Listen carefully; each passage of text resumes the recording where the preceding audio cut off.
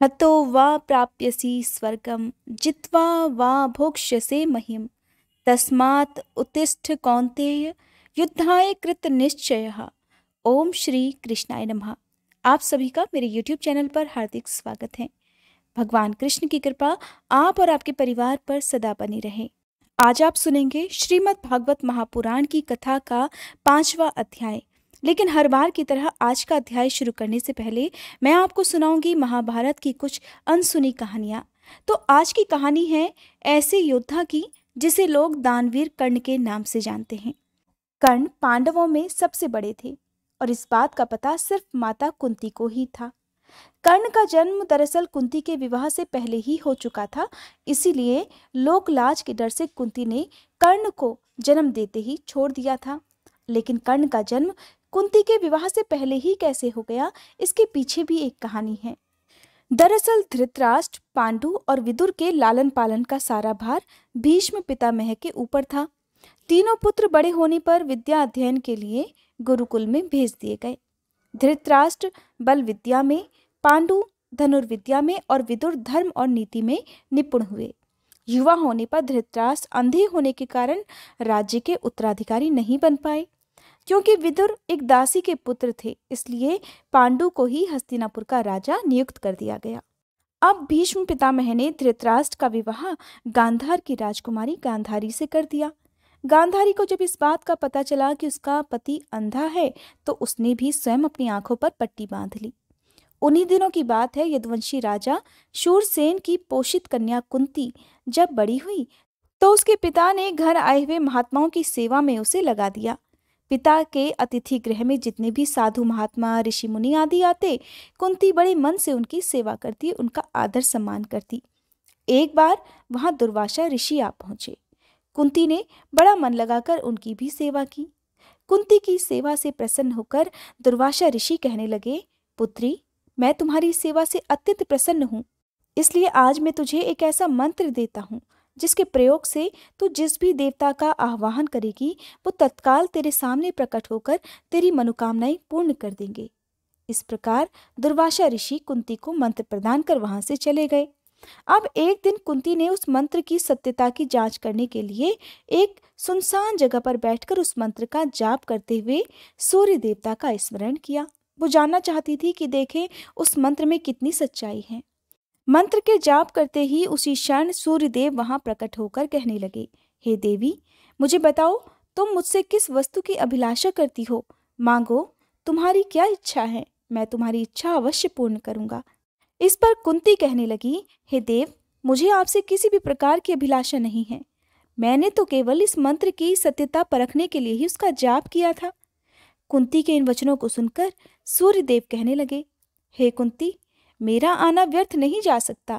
मैं तुम्हें एक अत्यंत पराक्रमी और दानशील पुत्र प्रदान करता हूँ। ऐसा कहकर सूर्यदेव वहां से अंतर्ध्यान हो गए। तब कुंती ने लज्जावश यह बात किसी से नहीं बताई। तब उसके गर्भ से कवच कुंडलधारी एक सुंदर पुत्र पैदा हुआ। कुंती ने लोक लाज के भय से उसे एक टोकरी में रखकर रात में गंगा नदी में बहा दिया। उधर टोकरी में रखा हुआ वो बालक गंगा नदी की धार में बहता हुआ एक किनारे पर जा पहुंचा। उस समय वहां पर एक सारथी जो कि रथ हाँकने वाला था, वो अपने घोड़े को पानी पिला रहा था, क्योंकि वो निसंतान था और उसका नाम था अधिरथ। इसलिए जब उसने टोकरी में बहते हुए नन्हे बालक को देखा तो उसने जल्दी से टोकरी से उस बालक को बाहर निकाला और बालक को अपने सीने से लगा लिया। उसे अपने घर ले गया। उसे देखकर उसकी पत्नी राधा भी बहुत प्रसन्न हुई। अब वे दोनों उस नन्हे से बालक को अपने पुत्र के समान पालने लगे।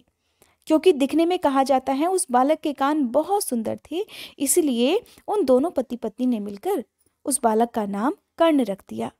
ऐसा माना जाता है कि इतिहास में केवल कर्ण ही एक ऐसा व्यक्ति था जिसका जन्म कवच और कुंडल के साथ हुआ था।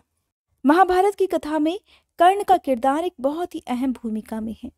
कर्ण ने वैसे तो महाभारत का युद्ध दुर्योधन के पक्ष से लड़ा था, लेकिन कर्ण जैसे महान योद्धा की मृत्यु के समय दोनों ही पक्ष यानी कि कौरव और पांडव उसके शव के सामने नतमस्तक थे। क्योंकि कर्ण का जन्म सूर्यदेव के आशीर्वाद से हुआ था, इसलिए कर्ण का एक नाम सूर्यपुत्र भी है। कहते हैं जब तक कर्ण के शरीर पर कवच और कुंडल थे तब तक मृत्यु उसे छू भी नहीं सकती थी, और इस बात को श्री कृष्ण अच्छी तरह से जानते थे।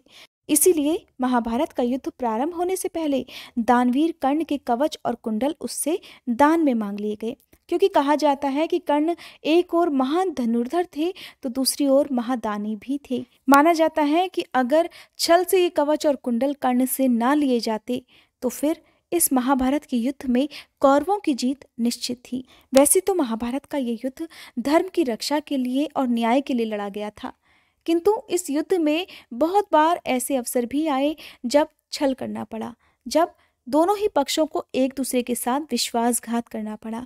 ये कौन कौन से किस्से हैं, ये कौन कौन सी कहानियां हैं, इनके बारे में मैं आपको अपनी आने वाली वीडियोस में जरूर बताऊंगी। उम्मीद करती हूँ आप मेरे चैनल पर हर दिन अपलोड होने वाली महाभारत की कथाएं जरूर सुनेंगे। आइए अब सुनते हैं श्रीमद् भागवत महापुराण का 5वां अध्याय, नारायण नारायण। इससे पहले श्रीमद् भागवत महापुराण की कथा के 4थे अध्याय में आपने सुना कि किस प्रकार धुंधकारी और गोकर्ण का जन्म हुआ और किस प्रकार गोकर्ण अपने तपस्या के लिए वन को चले गए और किस प्रकार धुंधकारी अपने ही माता पिता पर अत्याचार करने लगा। अब सुनिए श्रीमद् भागवत महापुराण कथा का 5वां अध्याय, जिसमें धुंधकारी को प्रेत योनि की प्राप्ति और उससे उद्धार का वर्णन है।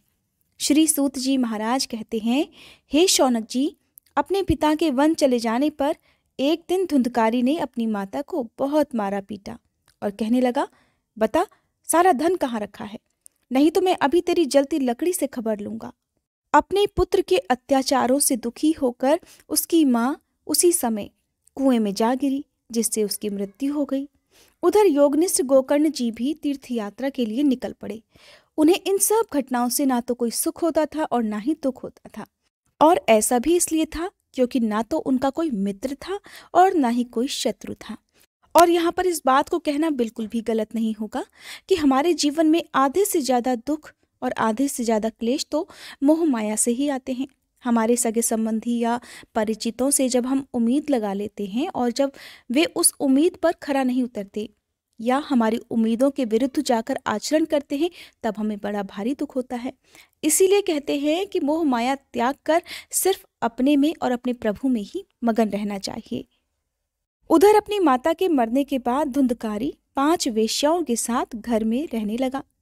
उनके लिए भोग विलास की सामग्री जुटाने की चिंता अब उसकी बुद्धि को भ्रष्ट करने लगी और वह अनेक प्रकार के अत्यंत दुष्कर्म करने लगा, यहाँ तक कि वो लोगों को मारने लगा, उनका धन लूटने लगा।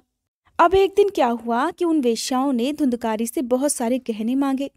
अब धुंधकारी तो काम से अंधा हो रहा था, ना ही अपनी हरकतों के लिए उसे कोई दुख होता था और ना ही उसे कभी अपने माता पिता की याद ही आती थी। अब धुंधकारी जो था वो वेश्याओं के गहने जुटाने के लिए कोशिश करने लगा। अब जब गहने चाहिए तो गहने ऐसे ही तो नहीं मिलते। अब उन्हें जुटाने के लिए वो घर से निकल पड़ा। अब जहाँ तहाँ से उसे जो भी धन मिला, कुछ चोरी से कुछ छीना झपटी से वो चुराकर और छीनकर घर वापस लौट आया। फिर उसके बाद उसने कुछ सुंदर वस्त्र और आभूषण जो थे वो उन वेश्याओं को लाकर दे दिए। उधर चोरी का बहुत सारा माल जब वेश्याओं ने देखा तो रात के समय 5 वेश्याओं ने विचार किया कि ये तो रोज ही चोरी करता है, इसलिए इसकी चोरी की बात एक ना एक दिन राजा को जरूर पता चल जाएगी, और जब राजा को पता चल जाएगी तो राजा इसे जरूर पकड़ लेगा। और इसकी चोरियां भी कोई छोटी मोटी चोरियां नहीं होती हैं, यहाँ तक कि ये धन चुराने के लिए लोगों की हत्या तक कर देता है, इसलिए राजा इसे अवश्य प्राणदंड देगा। हो सकता है इसके साथ साथ हमें भी प्राणदंड मिल जाए, तो क्यों ना जब इसे एक दिन मरना ही है तब हम ही इस धन की रक्षा करने के लिए गुप्त रूप से इसे क्यों ना मार डालें। और इसने इतना सारा धन भी तो चुरा कर रख रखा है, क्यों ना हम इसे मारकर इसका सारा धन लेकर यहाँ से गुप्त रूप से कहीं चली जाएंगी। ऐसा निश्चय कर उन सभी वेश्याओं ने सोए हुए धुंधकारी को रस्सियों से कस दिया और उसके गले में फांसी का फंदा लगाकर उसे मारने का प्रयास किया। लेकिन धुंधकारी बहुत ताकतवर था, इतनी आसानी से वो मरा नहीं। अब जब वो जल्दी नहीं मरा तो सब वेश्याओं को उसकी बड़ी चिंता हुई। तब उन्होंने उसके मुख पर बहुत सारे जलते हुए अंगारे डाल दिए। इससे वो आग की लपटों से छटपटाकर तड़प कर मर गया। फिर उन्होंने उसके शरीर को एक गड्ढे में डालकर गाड़ दिया। कहते हैं कि सच में जो स्त्रियां होती हैं वो प्रायः बड़े बड़े दुस्साहस भरे काम कर जाती हैं। जाने उनके अंदर इतनी हिम्मत आ कहाँ से जाती है। उनके इस कृत्य का किसी को भी पता नहीं चला। जब लोग पूछते कि धुंधकारी कहाँ है, तो वो स्त्रियां कह देती कि हमारे प्रेतम पैसे के लालच से अब की बार कहीं दूर चले गए हैं, और साथ ही कहकर भी गए हैं कि अब की बार में ढेर सारा धन लेकर 1 साल के अंदर अंदर ही वापस लौट आऊंगा। अब बुद्धिमान पुरुष को दुष्ट स्त्रियों का कभी विश्वास नहीं करना चाहिए। जो भी मूर्ख इनका विश्वास करता है उसे अपने जीवन में पछताना जरूर पड़ता है। और जो दुष्ट स्त्रियां होती हैं उनकी वाणी तो बिल्कुल अमृत के समान होती है, जिस पर कोई भी आसानी से विश्वास कर सकता है। और इनकी अमृत के समान वाणी तो जो कामी लोग होते हैं उनके हृदय में एकदम रक्त का संचार कर देती हैं। किंतु उनका हृदय जो होता है वो एकदम छुरे के धार के समान तेज होता है। भला ऐसी स्त्रियां किसी से प्यार कर ही नहीं सकती। अब वे वेश्याएं, कुलटाएं, धुंधकारी की सारी संपत्ति, सारा धन समेटकर वहां से गायब हो गई, क्योंकि उनके तो ऐसे ना जाने कितने पति थे। उधर धुंधकारी ने तो अपना सारा जीवन पाप कर्म और कुकर्म करने में बिताया था। अपने माता पिता पर उसने अत्याचार भी किया था, जिसके कारण वह भयंकर प्रेत योनि में पड़ गया। आपने हवा का बवंडर तो देखा ही होगा ना, किस तरह से एक ही जगह पर गोल गोल घूमता रहता है। बस ठीक उसी तरह बवंडर के रूप में धुंधकारी हर समय 10 दिशाओं में भटकता रहता था, घूमता रहता था। धूप, गर्मी, बारिश से और भूख प्यास से तड़पता हुआ वो हर समय हाय देव चिल्लाता रहता था, परंतु उसे कहीं भी कोई भी आश्रय नहीं मिल सकता था। इस प्रकार कुछ समय बीता। समय बीतने पर गोकर्ण ने भी लोगों के मुख से धुंधकारी की मृत्यु का समाचार सुना। धुंधकारी तो क्योंकि अनाथ था, तब गोकर्ण जी ने उसे अनाथ समझकर उसका गया जी में जाकर श्राद्ध किया। इतना ही नहीं, वो जहां जहां भी जाते धुंधकारी का श्राद्ध अवश्य किया करते थे। आप में से अधिकतर लोगों ने ये सुना ही होगा कि गया जी में जाकर जो एक बार अपने पितरों का श्राद्ध कर देता है, उनके पितरों को मोक्ष मिल जाता है। फिर उनके पितर इधर उधर नहीं भटकते और ना ही उन्हें नरक का कोई भी कष्ट मिलता है। और फिर ऐसे लोगों को बार बार श्राद्ध करने की आवश्यकता भी नहीं होती। इस प्रकार घूमते घूमते गोकर्ण जी अपने नगर में वापस आ गए, जिस नगर में वो रहा करते थे। रात के समय दूसरों की नजर से बचकर सीधे अपने घर के आंगन में सोने के लिए जा पहुंचे। अब जरा देखिए कि आधी रात को अपने भाई को अपने ही आंगन में सोया देखकर धुंधकारी ने अपना बड़ा विकट रूप दिखा दिया। वो कभी भेड़ा, कभी हाथी, कभी भैंसा, कभी इंद्र और कभी अग्नि का रूप धारण करता, और फिर बाद में वो मनुष्य के आकार में प्रकट हो जाता। एक साथ इतनी विपरीत अवस्थाएं देखकर गोकर्ण जी ने निश्चय किया कि यह कोई दुर्गति को प्राप्त हुआ जीव है। तब उन्होंने बड़ी धीरज रखकर उससे पूछा, तू कौन है? रात के समय ऐसा भयानक रूप मुझे क्यों दिखा रहा है? बता, तेरी यह दशा कैसे हुई? अरे हमें बता तो सही, तू प्रेत है, पिशाच है, या फिर कोई राक्षस है? सूत जी महाराज कहते हैं, गोकर्ण के इस प्रकार पूछने पर धुंधकारी, जो कि प्रेत योनि में था, बड़ी जोर जोर से रोने लगा। उसमें बोलने की शक्ति नहीं थी, इसलिए उसने केवल संकेत करके गोकर्ण को बताया। तब गोकर्ण ने अंजलि में जल लेकर उसे अभिमंत्रित करके उस पर जल छिड़का। इससे उसके पापों का कुछ शमन हुआ, अर्थात कुछ नाश हुआ। उसके पाप थोड़े कम हो गए और वह इस प्रकार कहने लगा। प्रेत कहने लगा, मैं तुम्हारा भाई हूं और मेरा नाम है धुंधकारी। मैं पैदा तो ब्राह्मण कुल में हुआ, किंतु अपने ही दोषों से मैंने अपना ब्राह्मणत्व नष्ट कर डाला है, और मेरे कुकर्मों की गिनती तो कभी की ही नहीं जा सकती। मैं तो महान अज्ञान में चक्कर काट रहा था, इसी से मैंने लोगों के साथ बड़ी बड़ी हिंसाएं की और फिर उनका धन भी लूटा।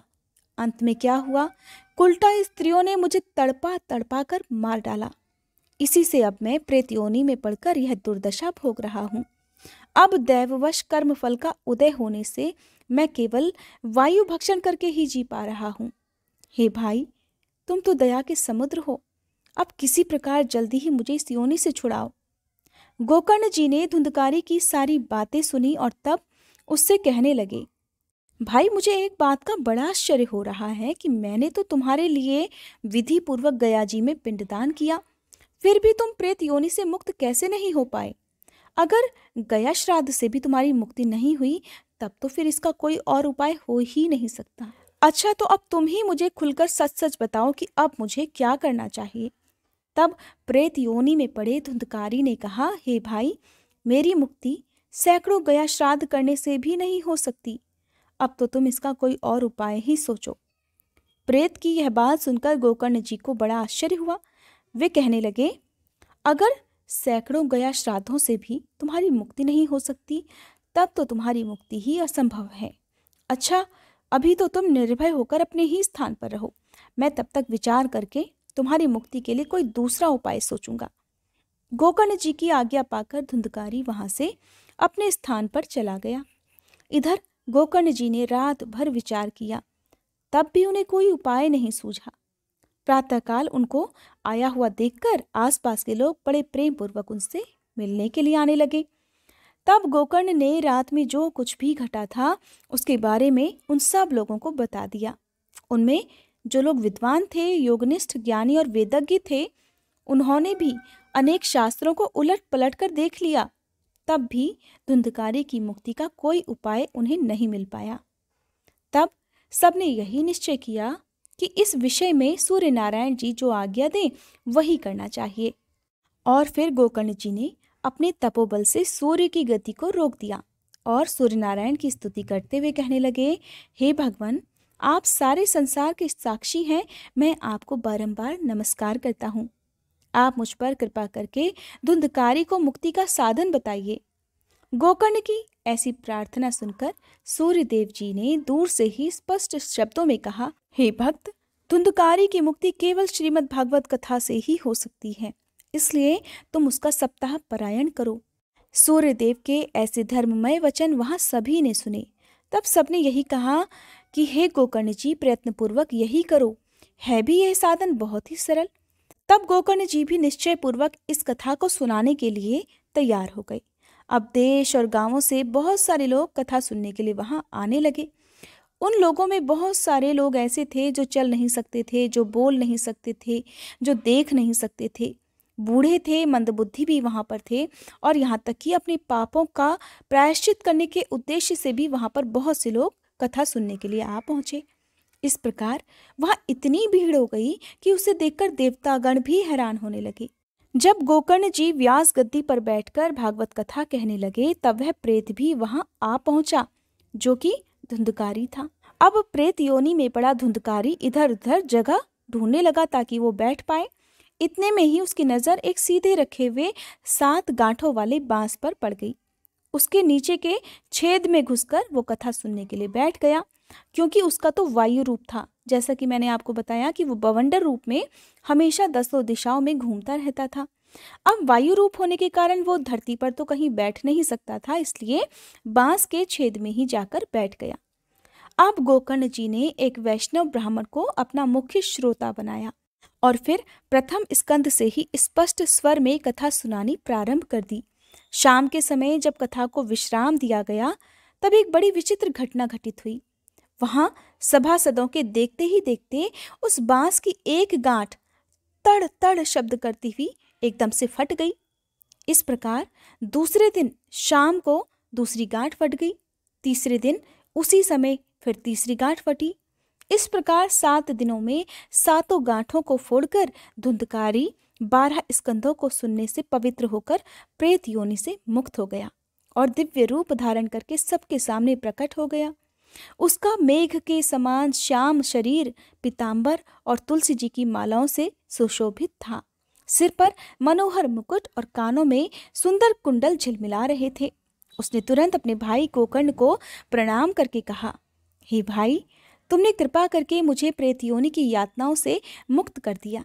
यह प्रेत पीड़ा का नाश करने वाली श्रीमद् भागवत की कथा धन्य है।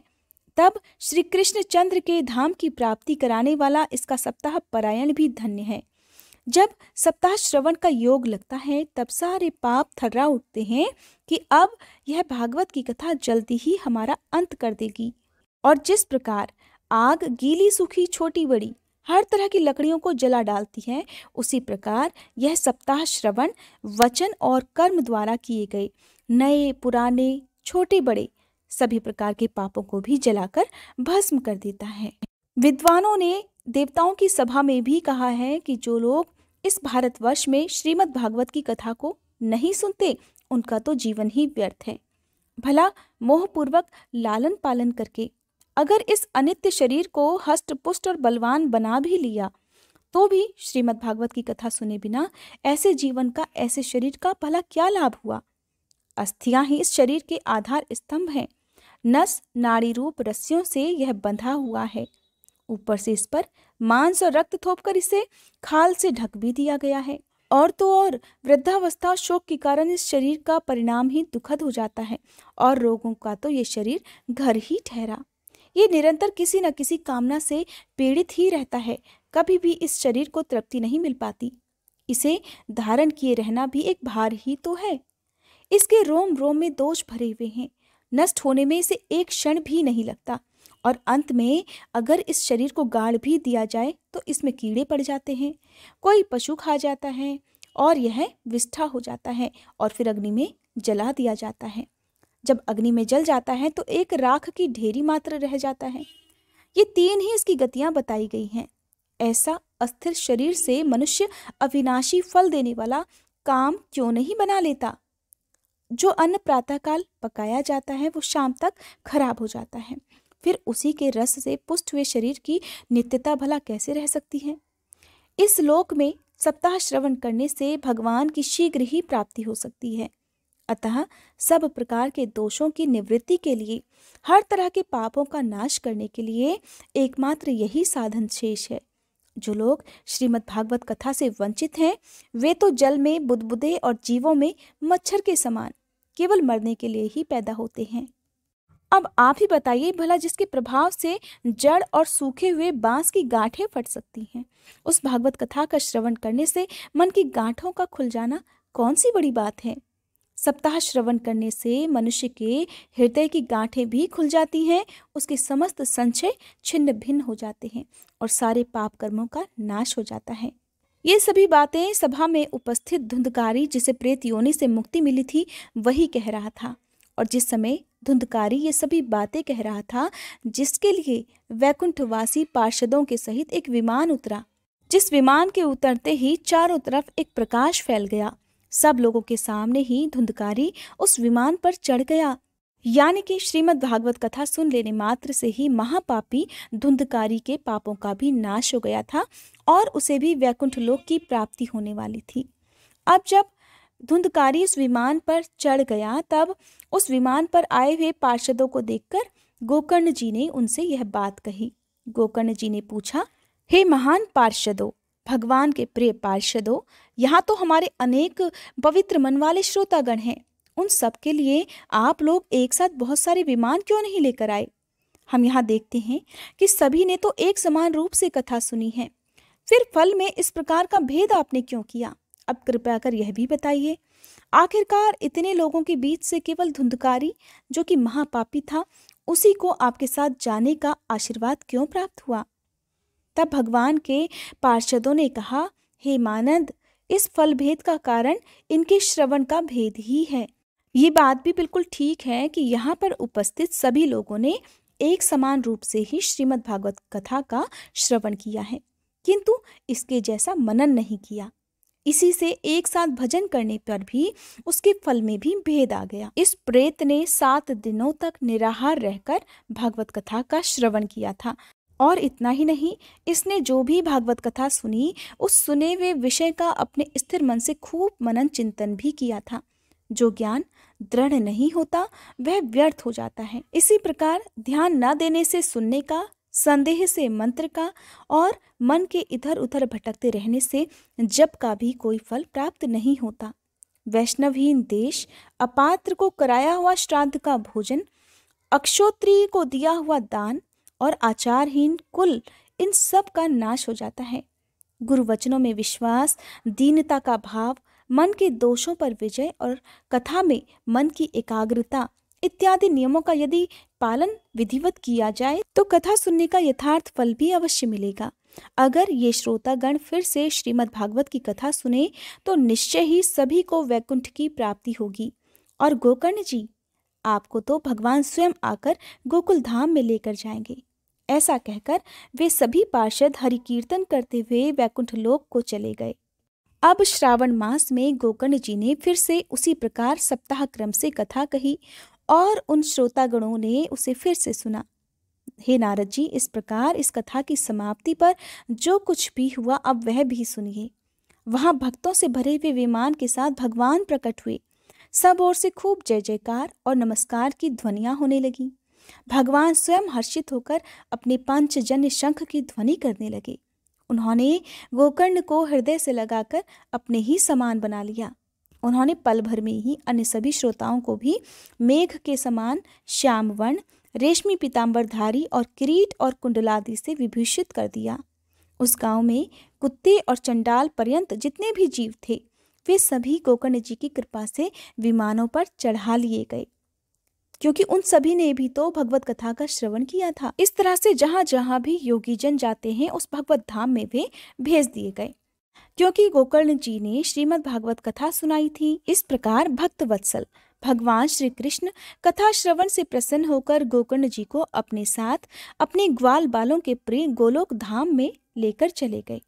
पूर्व काल में जैसे अयोध्यावासी भगवान श्री राम के साथ साकेत धाम में सिधारे थे, उसी प्रकार भगवान श्री कृष्ण उन सभी को योगी दुर्लभ गोलोक धाम ले गए, जिस लोक में सूर्य, चंद्रमा और सिद्धों की भी कभी गति नहीं हो सकती। ऐसे लोक में वे सभी केवल श्रीमद् भागवत कथा का श्रवण करने मात्र से ही चले गए।